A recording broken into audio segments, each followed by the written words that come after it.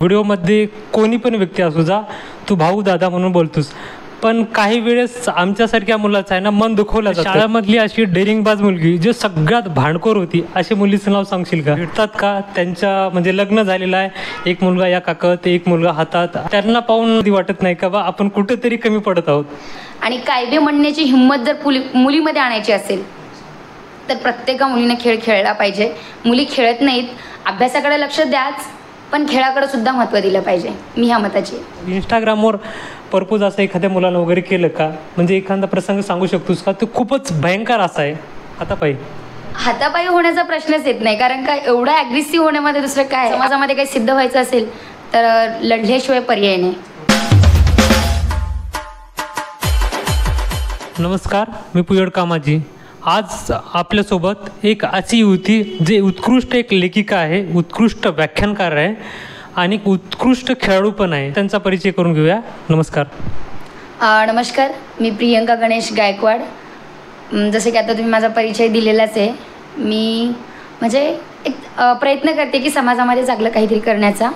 तर पहिलेच असं आहे की माझा कोणीतरी म्हणजे मला बोलवलेलं आहे आणि माझा इंटरव्ह्यू घेत आहे, त्याबद्दल धन्यवाद. मला का निवडले हे तुम्ही आलेलं सांगितलेलं आहे, त्याबद्दल आपले खूप खूप आभार. अवांतर वाचण्याची सवय कधीपासून झाली? अवांतर वाचनाची सवय म्हणजे मी पहिलीपासून हॉस्टेलमध्ये म्हणजे आश्रमशाळेत राहून शिकलेली आहे. आणि आश्रमशाळेमध्ये कलागुणांना खूप जास्त वाव दिला जातो, मी हे मान्य करते. आणि तिथं एक आम्हाला दर्शने सर म्हणून होते, ते अवांतर पुस्तकं वाचायचे. त्यांचं बघून बघून मला पण म्हणजे अवांतर वाचण्याची सवय लागलेली आहे. तर सगळ्यात आवडतं पुस्तक कोणतं आणि का आवडतं? सगळ्यात जास्त आवडतं पुस्तकं तर मला लोकशाहीर अण्णाभाऊ साठे यांची कादंबरी आवडते. पण मला आत्ता सद्यस्थितीला सगळ्यात जास्त रावण पुस्तक आवडतं, शरद तांदळे सरांचं. त्यामध्ये रावण हा मुळात रावण नव्हता, तर परिस्थितीने रावण बनवलेलं आहे. म्हणजे माणूस हा मुळातच खराब नसतो, तर त्याला परिस्थिती वाईट बनवते, हे त्यामध्ये सांगितलेलं आहे. त्यामुळं मला रावण हे पुस्तक खूप जास्त आवडतं. तर म्हणजे सगळ्यांच्या लाईफमध्ये कोणी ना कोणी गुरु असतो, तर तुमच्या लाईफमध्ये गुरु कोणाला म्हणता तुम्ही? तसं माझ्या लाईफमध्ये सगळ्यात मोठा गुरु म्हणजे माझी आई आहे, जिनं मला घडवलेलं आहे. आणि त्यानंतर ज्यांच्याकडून मला थोडं जरी काही शिकायला मिळालं ते सगळेच माझ्यासाठी गुरु आहेत. आणि स्पोर्ट करिअरमध्ये सगळ्यात महत्त्वाचं स्थान जर मला कोणाला द्यायचं असेल तर डॉक्टर राहुल वाघमारे सर म्हणून आहेत. त्यांना मी सगळ्यात उच्च स्तरावर ठेवते, कारण का आज त्यांच्यामुळं मी स्पोर्टमध्ये जे काही आहे ते त्यांच्यामुळंच आहे. प्रियंका, मी असे पाहायला गेले तर तुझे बरेच व्हिडिओ आहेत ना, तर ते आईवर आहेत, तर ते बाबावर का नाहीत? हा थोडा प्रश्न म्हणजे मनाला वेगळंच हे लावून टाकणारा प्रश्न आहे. मी पहिलीत असताना म्हणजे वयाच्या 5व्या वर्षी माझे वडील आम्हाला सोडून गेलेले आहेत म्हणजे त्यांचे वाद आहेत आणि ते आमच्यासोबत राहत नाही आहेत. माझी आई आम्हा तिघा भावंडांना घेऊन निजामाबाद आणि उमरी इथं म्हणजे प्रवास झालेला आहे माझ्या आईचा. म्हणून वडील गावाकडे राहतात आणि आम्ही तालुक्याला राहतो. मला जेव्हा काही घडवलेलं आहे त्या आईनं घडवलेलं आहे, म्हणून वडिलांचा तेवढा सहवास येत नाही, गावाकडे राहतात, त्यामुळे त्यांच्यासोबत तेवढे व्हिडिओ नाही आहेत. आणि आईसोबत जास्त जीव लावण्याचं कारण म्हणजे आज जे काही आहे तुमच्या पुढं आहे ते सगळं काही आई आहे आणि आईलाच हे सगळं काही श्रेय देते मी. तर तुझे पाहायला गेलं तर सगळे जे व्हिडिओ आहेत ना, म्हणजे जुन्या आठवणीकडे नेणार आहेत.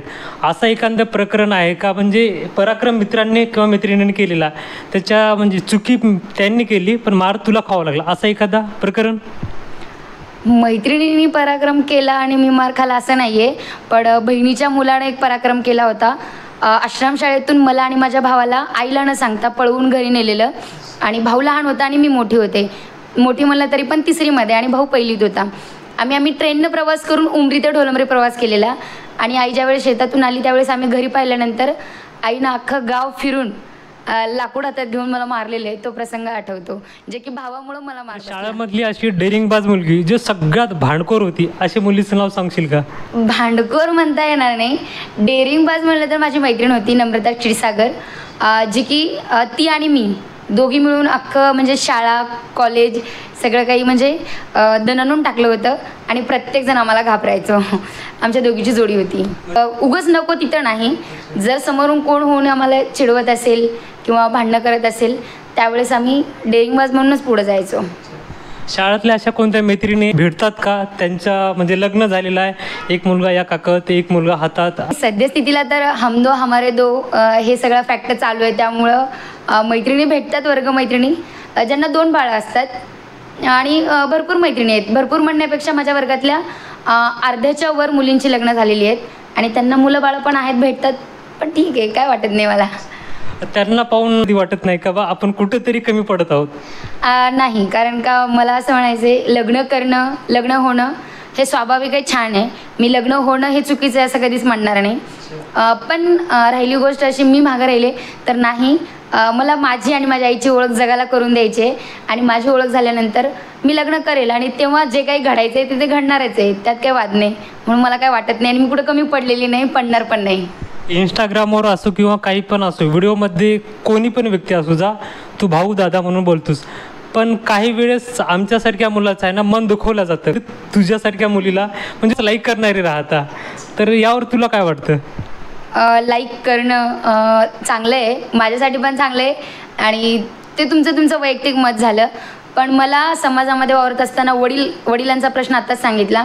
घराबाहेर वावरत असताना मला प्रत्येकजण म्हणजे माझ्यावरती नजर ठेवून असल्यासारखं राहतं की मुलगी घराबाहेर शिकते, नेमकं काय चाललं हिचं.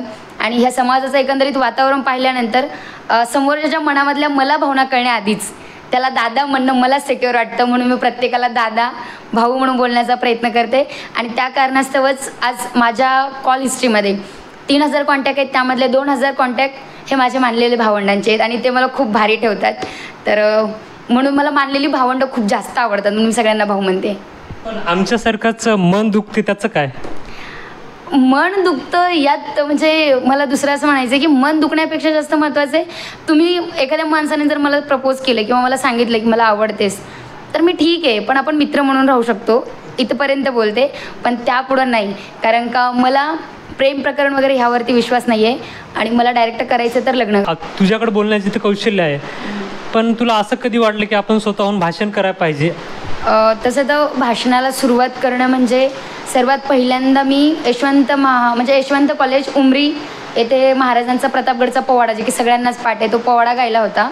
म्हणजे घोकमपट्टी करून आणि थोडकी मोडकी भाषणं करायची मी यशवंत कॉलेजला असताना उमरीला. पण यशवंत महाविद्यालयामध्ये जेव्हा आली तेव्हा मला 2 मित्र मिळाली, प्रथमेश तेलंग आणि साई महाद्वाड. आणि त्यांच्यासोबतच मिळाले एक आम्हाला गुरु, ते म्हणजे विश्वनाथ देशमुख सर, जे की मराठीचे HOD आहेत. त्यांनी आम्हाला सांगितलं की तुम्ही अभ्यास केला पाहिजे, खूप पुस्तकं वाचली पाहिजे, त्यावेळेस तुमचं म्हणजे संवाद कौशल्य जे आहे ते म्हणजे चांगलं होतं. आणि मग सरांनी सांगितलं तसं आम्ही पुस्तकं वाचायचो. वाचनकट्टा नावाचा एक प्रकार आहे, सर चालवतात, त्यामध्ये आम्ही सहभाग घ्यायचो. एक पुस्तक वाचायचं आणि त्याचा सारांश व्हिडिओ करायचे. आणि मग हे करत करत शिवजयंतीला पहिल्यांदा मी आनंदनगरला व्याख्यान केलं. व्याख्यान म्हणण्यापेक्षा एक 5 मिनटाचा वेळ मागून, म्हणजे विनंती करून, 5 मिनटं बोलू द्या, मला बोलता येतं असं म्हणून मी विनंती करून तिथं पहिल्यांदा एक 5 मिनटं बोलायला घेतलेला माईक. 15 मिनटं सोडलंच नाही, कारण का शेवटी व्याख्याती म्हणल्यानंतर 15 मिनटं माईक सोडलं नाही मी. आणि जेव्हा मी स्टेजवरून उतरली, चढत्या वेळेस मंडपात कुणीच नव्हतं, पण उतरत्या वेळेस पूर्ण गच्च भरलेलं होतं. आणि उतरले त्यावेळेस मला पहिल्या 3 तारखा आल्या व्याख्यानाच्या. आणि मला तेव्हा माहिती नव्हतं की व्याख्यानाला पैसे घेतात किंवा पैसे देतात, पैसे मिळणार आहेत. तरी पण त्यांनी म्हणले की म्हणजे पॉकेट काय आहे तुमचं, किती आहे. त्यावेळेस मी सरांना कॉल केला होता आणि सर असं आहे, मला 3 तारखा आलेल्या आहेत, मी किती पैसे घेऊ. मग सरांनी सांगितलेले 2-2 हजार रुपये घे. आणि मग मी तेव्हापासून व्याख्यानाला सुरुवात केली आणि आजही मी 5 ते 7 हजार रुपये घेऊन म्हणजे व्याख्यानं केलेली आहेत. आणि त्याही पुढं जाऊन सांगायचं झालं तर व्याख्यानं कमी, जसं की म्हणजे विनंती करून मागितले, तर मला एक सांगणं आहे की तुम्ही जोपर्यंत दाखवून देत नाही की तुमच्यामध्ये एखादा कलागुण आहे, तोपर्यंत तुम्हाला वाव मिळत नाही. म्हणजे आपण स्वतःहून जावं लागतं की माझ्यामध्ये हे कला आहे, मी ते दाखवू का. त्यासाठी पहिल्यांदा तुम्ही स्वतःहून जायला लाजू नका कधीच, जसं की मी लाजले नाही आणि आज इथं आहे. तर आता एक लेखिका म्हणून 4 ओळी किंवा कविता म्हणून तुझी एखादी दाखव ना मला. पोलीस भरती करणारे माझे मित्र आहेत, त्यांचा ग्राउंडवरचा संघर्ष आणि त्यांच्या लाईफमध्ये चाललेलं असलेलं स्ट्रगल पाहून मी एक चारोळी लिहिली होती. ती चारोळी अशी आहे: लहान वयात मोठे ओझे पेलावे लागतात, लहान वयात मोठे ओझे पेलावे लागतात आणि नाजूक हृदयावर कणखर घाव सोसावे लागतात, नाजूक हृदयावर कणखर घाव सोसावे लागतात. इथं संघर्षमय जीवनात सहजासहजी काहीच मिळत नाही. इथं प्रत्येका गोष्टीसाठी संघर्ष करावा लागतो, दुसरा पर्याय काहीच उरत नाही. म्हणजे विनोदी भाग म्हणून इंस्टाग्रामवर प्रपोज असं एखाद्या मुलानं वगैरे केलं का? म्हणजे एखादा प्रसंग सांगू शकतोस का? तो खूपच भयंकर असा आहे. प्रपोज तर केलेला आहे, एकाने नाही म्हणजे भरपूर जणांनी केलेला आहे. आणि सर्वात मोठा म्हणजे मला प्रश्न पडतो की मला तिकडून हाय आल्यानंतर माझं पहिलं उत्तर जातं, हाय दादा कोण आहेत. म्हणजे मी दादा म्हणल्यानंतर सुद्धा समोरच्याचं वेगळंच काहीतरी म्हणणं असतं. ते 1-2 दिवस गॅप घेणार आणि तिसऱ्या दिवशी पुन्हा मला मेसेज टाकणार आणि मला दादा म्हणू नको, मला तू आवडतेस, असं हे जे उत्तरं येतात ना ते थोडे विचित्र असतात.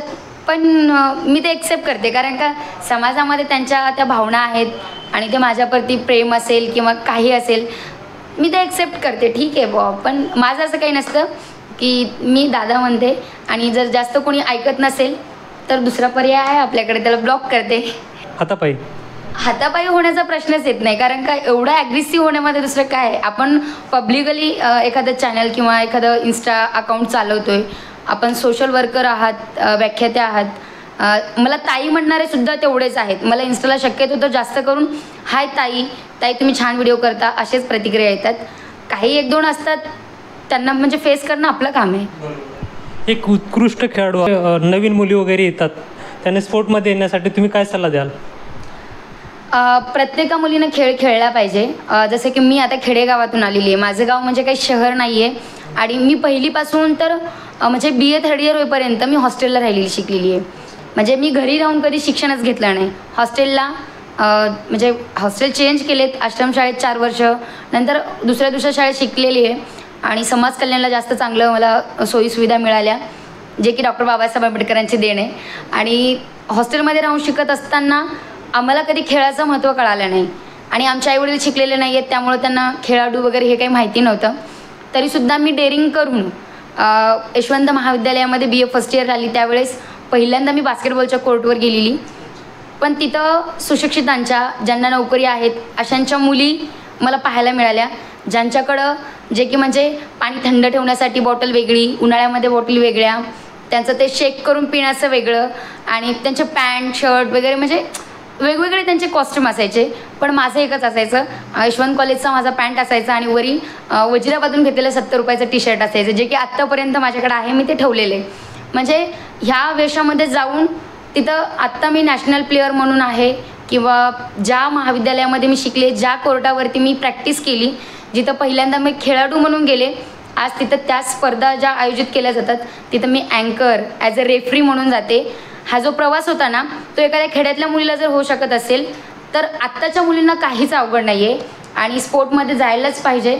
त्यामुळं तुमचा कॉन्फिडन्स वाढतो, समाजाप्रती असलेल्या तुमच्या जे काही त्रुटी आहेत ते लक्षात येतात आणि समाजातील माणसांशी वावरायचं कसं, बोलायचं कसं, ह्याचं सगळं तुम्हाला म्हणजे स्किल अवगत होतं. यासाठी मुलींनी खेळलं पाहिजे, कारण का स्पोर्टमध्ये गेल्यानंतर मुलगी मुलगा असा भेदभाव नसतो, तिथं सर्व समान असतं. आणि मुलालासुद्धा कायबे म्हणून पोरी बोलतात हे तिथे गेल्यानंतर कळतं. आणि कायबे म्हणण्याची हिंमत जर मुलीमध्ये आणायची असेल तर प्रत्येका मुलीने खेळ खेळला पाहिजे. मुली खेळत नाहीत, अभ्यासाकडे लक्ष द्याच, पण खेळाकडे सुद्धा महत्त्व दिलं पाहिजे, मी ह्या मताची. काही वेळेस आपण बातम्या वगैरे पाहिलेल्या आहेत की खेळाडूंना म्हणजे त्रास वगैरे दिला जातो, पॉलिटिशियन असू जा किंवा तिथले शिक्षक वगैरे, त्यांचे जे कोच वगैरे असतील, तर असं तुमच्या ग्रुपमध्ये कधी झालं का? मी आज 5 वर्ष झालं गेम खेळते.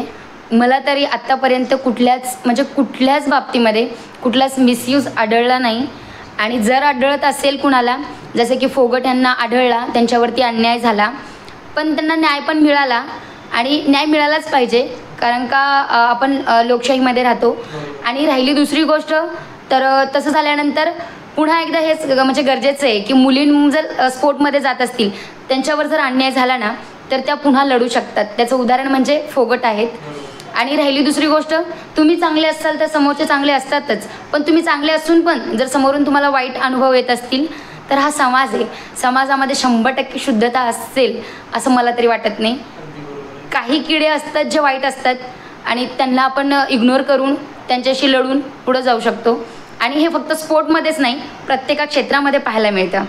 अगदी आपण एखादी मुलगी जर कुठे जॉब करत असेल तिथेसुद्धा तिला टॉर्चर केलं जातं, तिला वेगवेगळे अनुभव येतात. तर हे प्रत्येक सिच्युएशनला प्रत्येक ठिकाणी होतं, हे कुठेतरी कमी झालं पाहिजे. मग अशा वेळेस तिनं म्हणजे स्वतःचं आत्मरक्षण करण्यासाठी कोणता पाऊल उचलायला पाहिजे? आत्मरक्षण करण्यासाठी मी जे करते ते म्हणजे एक तर तुमच्याकडं पहिल्यांदा तुम्ही प्रूफ ठेवले पाहिजे. जर तुम्हाला कोणी काही बोलत असेल, चॅटिंगवरती बोलत असेल, तर त्याचे मी स्क्रीनशॉट काढा, कारण का तेवढी टेक्नॉलॉजी पुढे गेलेली आहे. आणि जर तुमचं कोणासोबत भांडण होत असेल आणि तुम्हाला तो वाईट बोलत असेल तर तुमच्याकडे फोन आहे, त्यामध्ये तुम्ही रेकॉर्डिंग चालू करू शकता. आणि जर तुम्ही हे स्क्रीनशॉट आणि रेकॉर्डिंग घेऊन पोलिसांकडे गेले तर नक्कीच तुम्हाला मदत मिळते. आणि राहिली दुसरी गोष्ट, जर जास्तच कोणी तुमच्यावरती दबाव टाकत असेल तर शेवटी तुम्हाला न्याय महत्त्वाचा आहे का सहन करणं महत्त्वाचं आहे, म्हणजे ह्यावरती विचार करून लढलं पाहिजे. मी या मताची आहे, कारण का अन्याय करणाऱ्यापेक्षा सहन करणारा हा जास्त गुन्हेगार असतो. डॉक्टर बाबासाहेब आंबेडकरांचं म्हणणं आहे. तर अन्याय होत असेल लढलं पाहिजे आणि त्याला फेस केलं पाहिजे. समाजामध्ये काही सिद्ध व्हायचं असेल तर लढल्याशिवाय पर्याय नाही. तर धन्यवाद प्रियंका, कारण तुझ्याशी बोलून खूप छान वाटलं. गप्पा वगैरे खूप हसत खेळत झाल्या, याबद्दल तुझे मनस्वी आभार. मी इथपर्यंत असण्याचं पुन्हा एकदा श्रेय माझ्या आईला देते. माझी आई सुशेलाबाई गायकवाड, जिनं स्वतःच्या डोक्यावरती माळवं घेऊन उमरी ते निजामाबाद रेल्वेने प्रवास करून मला घडवलं. माझ्यासारखी ती निंदू नये म्हणून मला शिकवण्यासाठी तिनं मला तिच्या स्वतःपासून दूर करून आश्रममध्ये घातलं. आणि ज्या आश्रममध्ये शिकून मी मोठी झाले त्या सर्व शाळांना आणि माझ्या आईला म्हणजे मी नेहमी माझ्या पहिलं ठेवते. आणि हे सगळं काही जे आहे ते श्रेय माझ्या आईला देते आणि तुमचे खूप खूप आभार मानते. खूप खूप धन्यवाद.